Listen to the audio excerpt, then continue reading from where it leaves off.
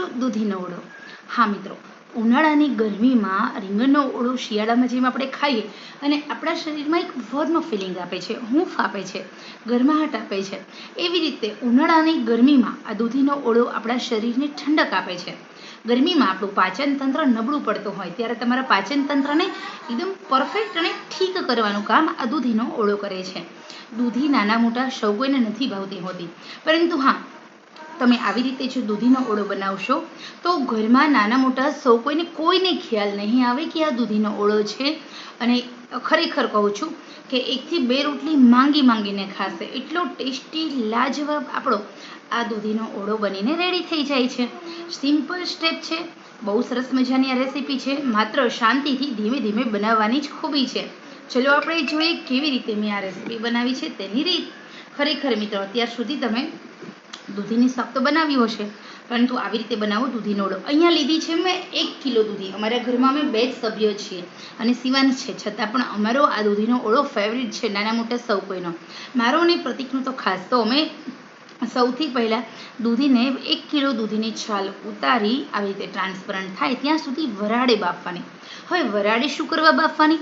વરાળે એટલા માટે કે દૂધીમાં છે મેગ્નેશિયમ, પોટેશિયમ સાથે ઘણા બધા પોષક તત્વો છે જે આપણી હેલ્થ માટે ખૂબ જ ઉપયોગી છે। તો આ જે દૂધી છે એના પોષક તત્વો જો જળવાઈ રહેશે તો જ આપણી હેલ્થ માટે ઉપયોગી થાય છે, એટલા માટે। તો અહીંયા આપણા શરીરના પાચન તંત્ર માટે, સાથે સાથે આપણી હોજરી માટે, આપણા શરીરની અંદર આપણા જે પોષક તત્વો આપણે જોઈએ છે એ જો મળી રહે એના માટે આપણે દૂધીને એકદમ મીડિયમ આંચે વરાળે બાફવાની। અને હવે આપણે વરાળે દૂધીને જે બાફીને રાખી હતી એને આપણે સાઈડ પર રાખી દઈએ। અને અહીંયા આપણે 1 કિલો દૂધી છે એટલે 6 ચમચી તેલ લેવાનું, તેલને ગરમ કરવા મૂકવાનું। તેલ ગરમ થાય એટલે સૌથી પહેલાં રાઈ ઉમેરી દેવાની। રાઈ સહેજ તેલ ગરમ થાય કે રાઈ આપણે ઉમેરી અને ફૂટે એવું તેલ ગરમ થાય એટલે તરત જ રાઈ ફૂટે એટલે આપણે જીરું ઉમેરી દેવાનું છે। જીરું ખાસ ઉમેરવાનું। જે લોકોને વેટ લોસ કરવું છે, જે લોકોને લો કેલરી ફૂડ ખાવું છે, જે લોકોને ડાયાબિટીસ છે, જે લોકોને થાઇરોઇડ છે, એ લોકો માટે આ દૂધીનું શાક ઉત્તમ છે, કારણ કે દૂધી બધા જ રોગોને કંટ્રોલ કરે છે। જે લોકોને હૃદય રોગનો પ્રોબ્લેમ છે, બ્લોકેજ નસનો પ્રોબ્લેમ છે, એમને પણ। હવે જીરું સંતળાય એટલે આપણે આદુ લસણ મરચાંની પેસ્ટ 1 ચમચી ઉમેરી દેવાની છે। તમે જૈન છો તો તમારે લસણ સ્કીપ કરવાનું છે। અહીંયા મેં 3 ડુંગળી લીધી છે। ડુંગળીને મેં મિક્સરમાં એકદમ ફાઇન પેસ્ટ બનાવી લીધી છે। મને આ ઓળાની અંદર ડુંગળી એકદમ ઝીણી ચોપ કરેલી હોય તો વધારે મજા આવે છે, ટેસ્ટી લાગે છે। હવે અહીંયા જે આપણી ડુંગળીની જે પેસ્ટ છે એને મીડિયમ આંચે આપણે સાંતળી લઈશું। હા, તમે જૈન છો તો તમે લસણ ડુંગળી એડ ન કરતા આદુ મરચાંની પેસ્ટ સાંતળવાની છે અને એ પછી ઝીણી 3 થી 4 ટામેટાની પેસ્ટ ઉમેરી દેવાની। હવે અહીંયા જે ડુંગળી છે એનું પાણી બળી જવું જોઈએ અને એવી રીતે આપણે ઓનિયનને સાંતળવાની છે। તો અહીંયા આપણી ઓનિયન છે એકદમ મસ્ત સંતળાઈ રહી છે। અહીંયા જે ઓનિયનમાંથી તેલનો ભાગ છૂટો પડે, પાણીનો ભાગ બળી જાય ત્યાં સુધી આપણે ઓનિયનને સાંતળીશું। એકદમ મીડિયમ આંચે સાંતળવાની, સહેજ લાઇટ પિંક થાય ત્યાં સુધી આપણે આ પેસ્ટને સાંતળવાની છે। તો અહીંયા આપણે જ્યારે પેસ્ટ કરી છે તો આપણી 3 થી 4 ઓનિયન હતી, તો એમાં સહેજ ઓનિયન આખી છે એ પણ રાખવાની, ભલે રહેતી, એનો ટેસ્ટ સારો આવે છે।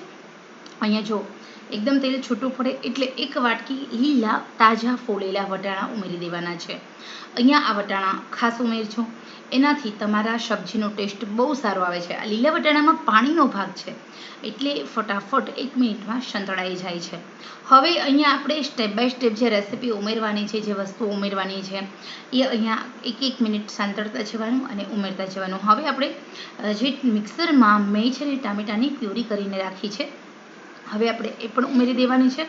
વટાણા ઉમેરી, વટાણા 50% સુધી તેલમાં ફટાફટ 1 મિનિટમાં ચડી જાય, આપણને એવું લાગે કે વટાણાનો કલર ચેન્જ થઈ ગયો છે ત્યારે આપણે હલાવી અને પછી ટામેટાની જે પ્યુરી રાખેલી છે એ ઉમેરી દેવાની છે। તો આ જે રેસીપી છે ખરેખર બહુ ટેસ્ટી હોય છે। મને આ રેસીપી અમારા ઘરમાં મારા હસબન્ડને પહેલાં દૂધી નહોતી ભાવતી, પરંતુ હવે એ દૂધી ખાતા થઈ ગયા, કારણ કે દૂધીમાં કોઈ ટેસ્ટ હોતો નથી। તમારે જેવો ટેસ્ટ આપવો હોય છે એવો તમે દૂધીના શાકમાં આપી શકો છો, તો એ સૌથી મોટું આપણું બેનિફિટ છે। તો અહીંયા આપણે હવે ઉમેરી દેવાની છે ટામેટાની પ્યુરી। અહીંયા મેં 3 મોટા ટામેટા લીધા છે, નાના હોય તો તમે આરામથી 4 લઈ શકો છો। અને હવે આપણે ટામેટાની જે પ્યુરી હોય છે એને પણ સાંતળી લેવાની છે. અહીંયા ગ્રેવીનો કલર થોડો રેડ લાગવા માંડે એટલે આપણે બધા મસાલા કરીશું. ટામેટાની પ્યુરી કરીને ઉમેરવાથી નેચરલ જે રેડ કલર હોય છે ડાર્કનેસમાં આપણી સબ્જીનો કલર ઓરિજિનલ આવતો હોય છે. અહીંયા તમારે કોઈ બીજી ત્રીજી વસ્તુ ઉમેરવાની જરૂર રહેતી નથી. તો અહીંયા આપણી સરસ મજાની ઓળો બનાવવા માટેની આ સ્ટેપ બાય સ્ટેપ ઉમેરી ગ્રેવી રેડી છે. હા, તમારે કાઠિયાવાડી ટેસ્ટ જોઈએ તો તમે લસણીયો મસાલો થોડો વધારે ઉમેરી દેજો. અને અહીંયા તમારે જો ગરમ મસાલો પાછળથી ન ઉમેરવો હોય તો તમે સબૂત મસાલા ગરમ મસાલામાં ઉમેરી શકો છો. હળદર ટેસ્ટ અકોર્ડિંગ હળદર, નમક, લાલ મરચું. લાલ મરચામાં આપણે કશ્મીરી મરચું અને રેશમ પટ્ટો મરચું. કશ્મીરી મરચાના કારણે થોડો કલર પકડાય છે અને રેશમ પટ્ટા મરચાના કારણે થોડી તીખાશ આવે છે. તમે જે રીતે તીખું ખાઈ રહ્યા હોય એ રીતે તમારે બંને એડ કરવાનું છે. સાથે ગરમ મસાલો, ગરમ મસાલાની અંદર મેગી મેજિક મસાલાનું અડધું પાઉચ, જે પાઉચમાં આવે છે અડધું ઉમેરી દેવાનું. એનાથી બહુ સરસ ટેસ્ટ આવે છે. અને ખરેખર માર્કેટમાં જે પંજાબી શાક મળે છે એના ટેસ્ટને એક બાજુ રાખી દેશે એવી સરસ મજાની આપણી આ ગ્રેવી બનીને રેડી થઈ ગઈ છે. તો હવે અહીંયા તમારા ઘરમાં કોઈને પણ દૂધીનું શાક નથી ખાવું તો તમે આ ગ્રેવી સાઈડમાં રાખો અને આપી દો. એમ કહો કે આ સરસ મજાની ચટણી છે તો એ લોકો આરામથી ખાઈ લેશે. શાકની અવેજીમાં પણ તમે આ ગ્રેવી બનાવી શકો છો. તમારા ઘરે જો ક્યારેય શાક ન હોય તો તમે આ ગ્રેવી સરસ મજાની બનાવો. પૂરી, પરાઠા, રોટી, ભાખરી અને રોટલા સાથે બહુ સરસ લાગે છે. ગ્રેવીમાંથી તેલ છૂટું પડે 1 મિનિટ સુધી બધા મસાલા કરેલા ચડવા લાગે ત્યાં પછી આપણે જે બાફીને રાખેલી જે દૂધી છે ઉમેરી દેવાની છે. ઓકે, અને પછી આપણે એને મેશ કરીશું. તો અહીંયા તમે જોઈ શકો છો આપણી દૂધી મેં બધી જ ઉમેરી દીધી છે અને હવે આપણે મેશ કરીશું. તો અહીંયા તમે જે મિક્સરની જાર હોય એમાં અથવા ચોપરમાં તમે આ દૂધીને ચોપ કરો અથવા તો મેસન વડે મેશ કરો. દૂધી આપણી 100% ચડેલી હોય એટલે આરામથી ઇઝીલી મેશ થઈ જશે. તો અહીંયા આપણે લેવાનું છે મેસન અને મેસનની મદદથી એકદમ મસ્ત ધીમે ધીમે આપણે મેશ કરીશું અને 3 મિનિટ સુધી આપણે મેશ કર્યા પછી મીડિયમ આંચે આપણે લીડ કવર કરી અને ચડવા દેવાનું છે. જેના કારણે આપણે જે ગ્રેવીમાં જે મસાલા કર્યા હતા એ આપણી દૂધીની અંદર ઇન્સર્ટ થાય અને આપણું આ સબ્જી વધારે ટેસ્ટી બને. તો અહીંયા માત્ર મેસનની મદદથી દૂધી છે એ જ મેશ થશે. તમારા વટાણા મેશ નહીં થઈ રહ્યા જોઈ શકો છો.